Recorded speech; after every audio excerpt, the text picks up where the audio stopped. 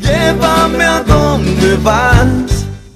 Lo dramatizamos incluso el tema que vamos a abordar a continuación, el espionaje de celulares. Nos gusta revisar el celular de la pareja y nos gusta que nos revisen. Bueno, hay una diversidad de respuestas realmente, pero ¿cuáles son los motivos que llevan a las personas a realizar este acto? ¿Cuáles pueden ser las consecuencias en la pareja y consecuencias legales incluso?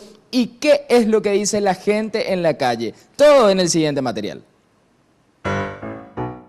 Inseguridad, celos o simplemente curiosidad pueden ser algunos de los motivos que lleven a las personas a revisar el celular de la pareja. Lo que parecía solo una costumbre o un conflicto amoroso ha llegado incluso a ser motivo de investigaciones fiscales.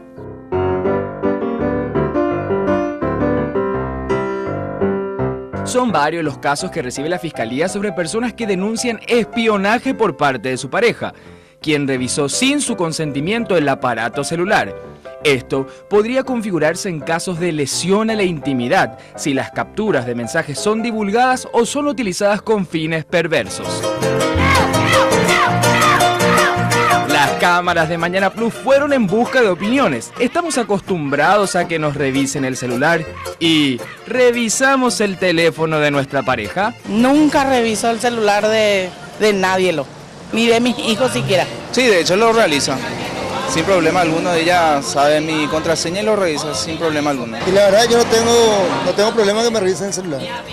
Muchos dicen que es algo personal, ¿verdad? Pero no tengo problema. ¿Y vos sos de revisar? No, de hecho no. No me gusta que me toquen el celular. En ningún momento no quiero que me toquen mi celular. Y en algunos casos, en raras ocasiones. En su caso tampoco hay nada que ocultar, por eso permite que se... Claro, así mismo.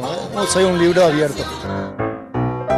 Desde la Unidad de Delitos Informáticos de la Fiscalía, esperan que nuestras leyes se ajusten a la reciente Convención Mundial sobre Ciberdelincuencia y que Paraguay firme un tratado internacional que ponga al país al nivel de otros al respecto de este tema.